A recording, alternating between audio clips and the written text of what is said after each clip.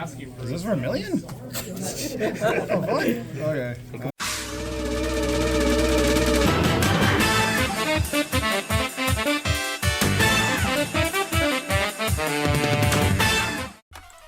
Hey everyone, this is Curb and I bring you another standard match.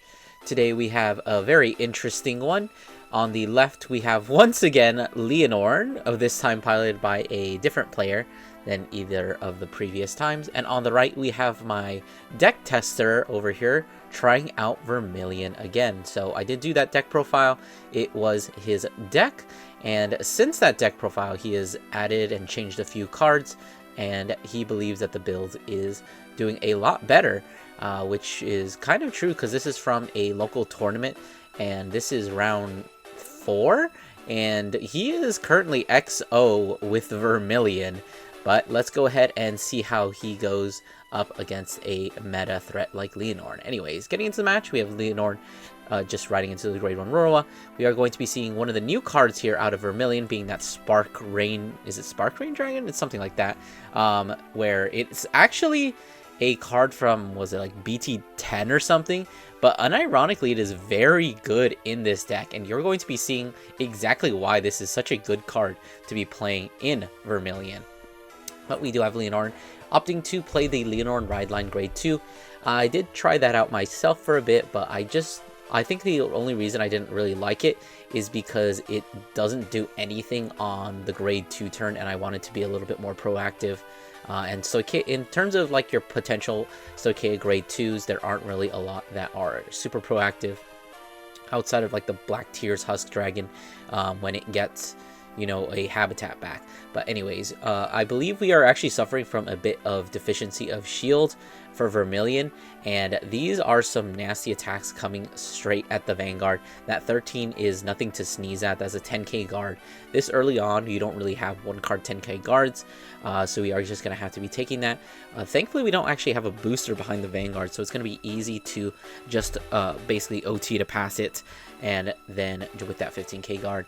And then going to be riding up into the Thunderstorm Dragoon. We're searching out the Eternal Thunderbolt here. Unfortunately, we're just also searching out just another no shield card. So we are in a little bit of dire straits when it comes to shield value here. We aren't really seeing a lot of triggers. We did see 2 blanks on the damage checks there. So we are kind of in need of some shield value here. So honestly, the best thing to do here is, one of the ways to try and beat Lianorn is that you want to go straight for the rear guards. You want to kind of remove their boards. As we do see, Lianorn has committed a lot of cards from hand, and in all honesty, we don't have a ton of resources left. We have 2 cards left in hand, near full board, but at the same time, you know, we are committing a lot of guard to guard that Luster Dragon, which is a very important rear guard to actually keep around. As we will see going into this next turn. Only 2 cards in hand, going to be discarding one of them to ride into the Lianorn, of course. And then we do only have 1 damage, thanks to that damage denial, so we won't be able to do a whole ton with this turn. But of course, using the, what's her name, Rectina or something, to revive the what's her face, the Grade 1. Calling over the plant token with the Dragon Tree Wrench. Gonna be using our 1 CB in order to search out the mask. Definitely a totally viable strategy. The main reason that I think that the mask build is probably the superior build is just because it gives you 2 top ends, and as we are going to see here, and be able to search out that mask so that we actually have a near guaranteed good next turn, or turn 4, which is honestly the biggest stumbling point for Lianorn. If it doesn't have a good turn 4, then you lose a lot of tempo if you miss out on that, and if you have to use Lianorn's skill more than once. But going into the next turn, we should be able to Person Ride, although currently things are not looking the greatest. Lianorn has 1 card in hand, and I think we only have 1 card left in Soul, so we probably won't be able to use the Luster Dragon skill in order to actually draw a card.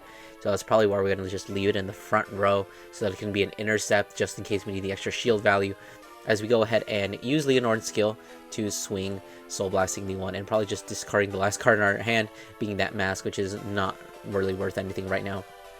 We flip over that heal trigger.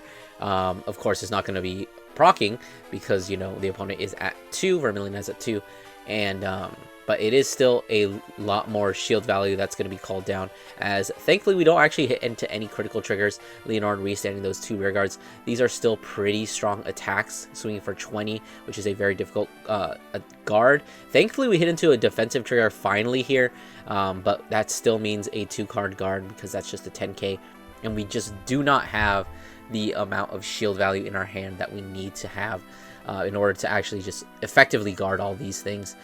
So going into Vermillion's turn, we are finally going to be riding into that Vermilion, discarding, I believe that was an Eternal Thunderbolt, and then of course using Thunderstorm Dragoon's skill to check the top 7 and adding either an Eternal Thunderbolt or a Narukami. Of course, we are actually going to be getting that Persona Ride, and in all honesty, if we are able to hit Persona Ride during our turn 4, things might be really bad for Lianorn, because I don't think I mentioned this before, but Kaiser does actually kind of low-key counter Lianorn somewhat, because for one thing, one of the ways to get to Lianorn is to basically remove the board.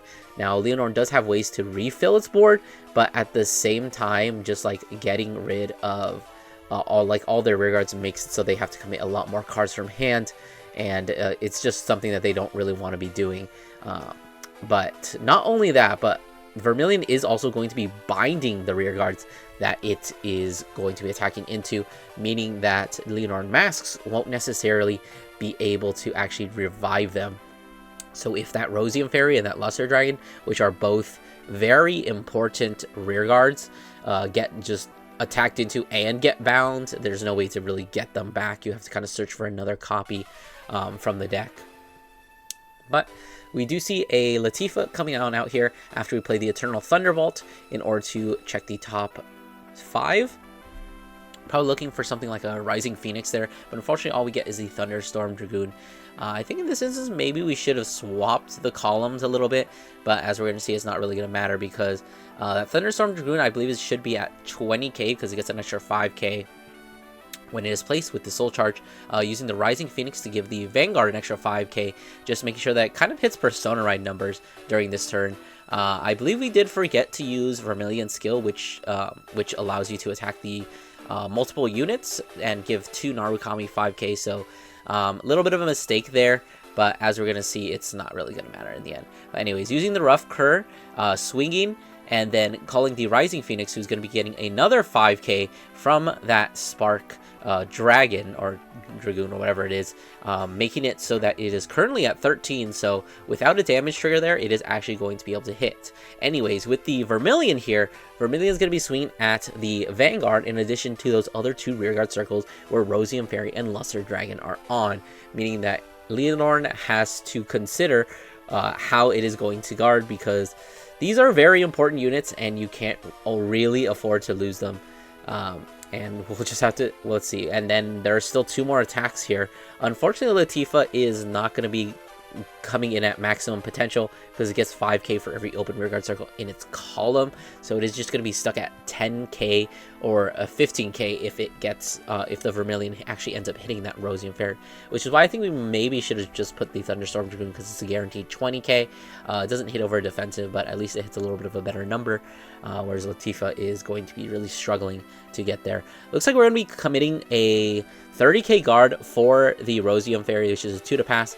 Flipping over the drive checks, not going to see a single trigger there, but another PG, which might be pretty helpful, as we are going to be, of course, binding the Luster Dragon, and then we do need to take the damage for the Vanguard.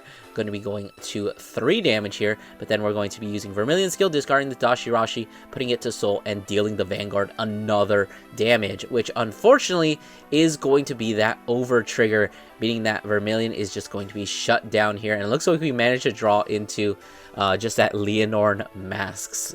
So gonna be swinging the Latifa just at the rear guard. That's all we have left to attack into. We still do have the other attack with Rising Phoenix, so Lianorn can't really afford to, you know, guard that. That being said, Lianorn has kind of had his board torn apart a bit, but at the same time, we did manage to draw into Lianorn Masques. We did manage to you know, keep Rosium Fairy around. So, and the opponent is at 4, so all Lianorn really has to do in this instance is just close things out. As we use Lianorn skill to Caramel's 1, draw 1. Looks like we didn't get anything really good off the top because we're just going to be discarding that draw trigger instead of calling anything. Lianorn does technically only have 3 cards in hand, so you would need all 3 of them in order to commit that full board. We did draw into the Masques, so we are going to be able to do that. Persona Ride, drawing another card, and then probably going to have to commit the entire hand to board in order to actually fill things up. Oh wait, I forgot about Lianorn Masques skill. I was literally just talking about this. Just removing the Lianorn, popping, and then Superior calling out a rear guard. Probably just going to be calling that grade 1. Honestly, probably just your best option here. It's a 10k attacker. Under Persona Ride, it's going to be 20, pushing up the Rosium Fairy. Unfortunately, it doesn't have a Lesser Dragon to target, but, you know, it is still going to be enough, as we have to call 2 triggers down to be those boosters for the Lianorn.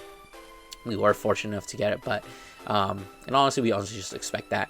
As we swing the first swing, which is going to be 20, this ideally would just be a 10k guard, but unfortunately, we just do not have the shield value. I think we just have, like, Persona Ride, Eternal Thunderbolt, PG, and 1 5k shield. If we had been able to keep that Intercept around, then maybe things would have been a little bit different. We probably could have just guarded this first attack, and then maybe PG this one, or take this attack, and then PG another one. But unfortunately, it's looking like the lack of triggers for Vermillion is just going to kind of be the demise, as we can PG this Vanguard swing, but unfortunately, we just do not have any more shield value. So only a heal plus an OT or double heal is going to actually save us in this situation, because we weren't actually going to be able to guard either of these attacks, and we're just going to have to take this one, and unfortunately it is not going to be either of those, and that is going to be the end of the match. So I hope you guys enjoyed the video. Don't forget to do all those things, like, comment, subscribe, and I'll see you guys in the next one.